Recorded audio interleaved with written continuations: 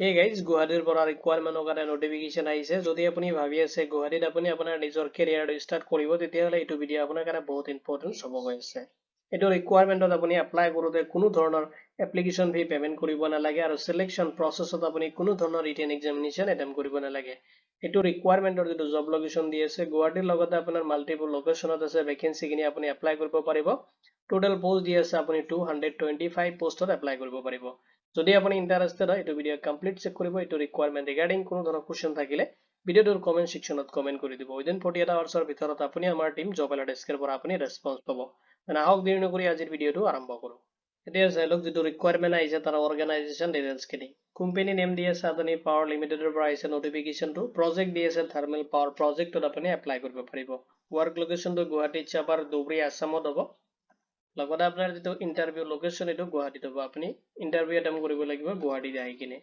Application যিটো mode মানে apply যিটো মোড দি আছে আপুনি অনলাইনত কৰিব লাগিব। অনলাইনত কেনেকৈ আপুনি এপ্লাই কৰিব এইখিনি ডিটেইলছো মই আপোনাক এইটো ভিডিঅ'তে প্ৰভাইড কৰি দিম।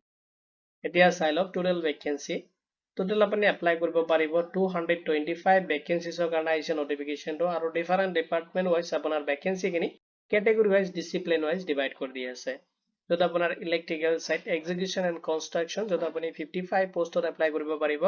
Mechanical site execution and construction য'ত আপুনি 55 পোষ্টত এপ্লাই কৰিব পাৰিব। Civil site execution and construction য'ত আপুনি 50 পোষ্টত এপ্লাই কৰিব পাৰিব। ফিল্ড কোৱালিটি এছুৰেঞ্চ য'ত আপুনি 20 পোষ্টত এপ্লাই কৰিব পাৰিব। চেফটি য'ত আপুনি 15 পোষ্টত এপ্লাই কৰিব পাৰিব। প্ৰজেক্ট প্লেনিং য'ত আপুনি কৰিব পাৰিব। টেকনো কমাৰ্চিয়েল য'ত আপুনি 20 পোষ্টত এপ্লাই কৰিব পাৰিব। টোটেল পোষ্ট দি আছে আপুনি 225 ভেকেঞ্চিছত এপ্লাই কৰিব পাৰিব। এতিয়া চাই লওক ভেকেঞ্চিখিনিত এপ্লাই কৰোঁতে আপুনি কি এলিজিবিলিটি ক্ৰাইটেৰিয়া ফ'ল' কৰিব লাগিব। ফাৰ্ষ্টত আপুনি এডুকেশ্যনেল কোৱালিফিকেশ্যনখিনি ফ'ল' কৰিব লাগিব।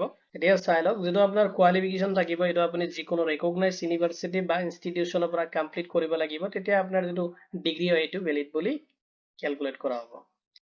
এতিয়া চাই লওক যদি আপুনি বেচেলাৰ অফ ইঞ্জিনিয়াৰিং বা BTech in mechanical engineering complete কৰিছে তেতিয়াহ'লে আপুনি এইটো ভেকেঞ্চিত এপ্লাই কৰিব পাৰিব।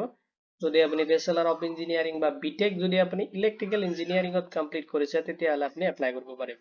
যদি আপুনি bachelor of engineering B Tech in civil ইঞ্জিনিয়াৰিঙত কমপ্লিট কৰিছে তেতিয়াহ'লে আপুনি এপ্লাই কাৰণে এলিজিবল হ'ব।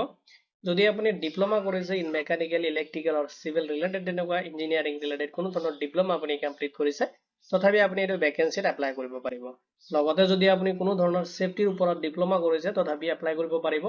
এইখিনি কোৱালিফিকেশ্যন আপোনাৰ তাতে থাকিব লাগিব। যদি আপোনাৰ তাতে এইখিনি কোৱালিফিকেশ্যনটো মেচ কৰি আছে তেতিয়াহ'লে আপুনি যিখিনি ভেকেঞ্চি আছে তাতে এপ্লাই কৰাৰ কাৰণে আপুনি এলিজিবল হ'ব। নেক্সটত চাই লওক এক্সপিৰিয়েঞ্চ ৰিকুৱায়াৰ হ'ব। এক্সপিৰিয়েঞ্চ বিচাৰিছে 4 পৰা 20 ইয়াৰ্ছ লৈ কিনে আপোনাৰ এক্সপিৰিয়েঞ্চ থাকিব লাগিব।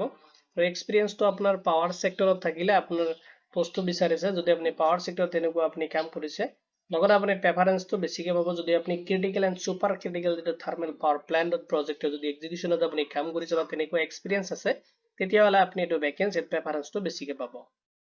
এতিয়া চাই লওক এইটো ৰিকুৱাৰমেণ্টত চিলেকশ্যন প্ৰচেছ কেনেকুৱা হ'ব। তো চিলেকশ্যন যিটো প্ৰচেছ দি আছে আপুনি এপ্লাই কৰাৰ পিছত আপোনাক শ্বৰ্টলিষ্টেড কৰা হ'ব। এইটো ৰিকুৱাৰমেণ্টত আপুনি কোনো ধৰণৰ ৰিটেন এক্সামিনেশ্যন এটেম্প কৰিব নালাগে আৰু আপোনাৰ ইণ্টাৰভিউ হ'ব। চিলেকশ্যন কেণ্ডিডেটখিনি আপুনি face to face interview attempt কৰিব লাগিব আৰু ইয়াৰ ওপৰত বেছ কৰি কিনে আপোনাক যিটো ফাইনেল চিলেকশ্যন হয় এইটো কোম্পানীয়ে চিলেক্ট কৰি ল'ব আপোনাক।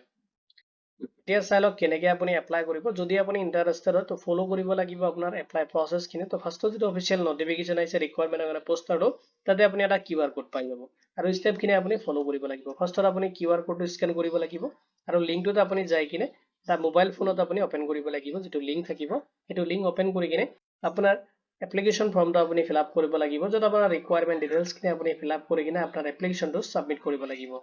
আৰু ছাবমিট হোৱাৰ পিছত আপোনাৰ যিটো শ্বৰ্টলিষ্টেড কেণ্ডিডেট থাকিব সিহঁতে ইনফৰ্ম কৰিব আৰু ৱৰ্কিং ইণ্টাৰভিউটো আপুনি ফেচ কৰিব লাগিব 2 এপ্ৰিল 2026ত আৰু জব যিটো আপোনাৰ ইণ্টাৰভিউ লোকেশ্যন হয় এইটো গুৱাহাটীত হ'ব। যিখিনি লোকেশ্যন সিহঁতে ইণ্টাৰভিউ ভেন্যু চেন্যু সিহঁতে প্ৰভাইড কৰি দিব। আপুনি সেইটোলৈ একো চিন্তা কৰিব নালাগে। এতিয়া চাই লওক ইম্পৰ্টেণ্ট যিখিনি ডেট আছে। ইম্পৰ্টেণ্ট ডেট মানে অলৰেডি এপ্লাই ষ্টাৰ্ট হৈছে, এপ্লাই চলি আছে, আপুনি এপ্লাই কৰিব পাৰিব আৰু ৱৰ্কিং ইণ্টাৰভিউ যিটো ডেট দি আছে 2 এপ্ৰিল 2026ত হ'ব। যদি আপুনি ইণ্টাৰেষ্টেড হয় আপুনি এপ্লাই কৰিব। ইণ্টাৰভিউ শিডিউল এণ্ড আপোনাৰ যিটো ভেন্যু থাকে ইয়াতে আপোনাক ইনফৰ্ম কৰি দিব যদি আপুনি শ্বৰ্টলিষ্টেড হয়। এতিয়া চাই লওক ইম্পৰ্টেণ্ট যিখিনি লিংক আছে ভিডিঅ'টোৰ ডিছক্ৰিপশ্যন চেক কৰিলে আপুনি তাতে পাই যাব। লগতে আপুনি জব এলাৰ্ট ডেস্ক পৰ্টেলতো ভিজিট কৰিব পাৰে লেটেষ্ট জবৰ আপডেটৰ কাৰণে। ৰিকুৱাৰমেণ্ট ৰিগাৰ্ডিং যদি কোনো ধৰণৰ কুৱেশ্যন থাকে আপুনি ভিডিঅ'টোৰ কমেণ্ট ছেকশ্যনত কমেণ্ট কৰি দিব। উইদিন 48 আৱাৰ্ছৰ ভিতৰত আমাৰ টিম জব এলাৰ্ট ডেস্কৰ পৰা আপুনি ৰেছপন্স পাব। ভিডিঅ'টো চোৱাৰ বাবে ধন্যবাদ দি কিনে আজিৰ ভিডিঅ' মই ইমানতে সামৰিছোঁ।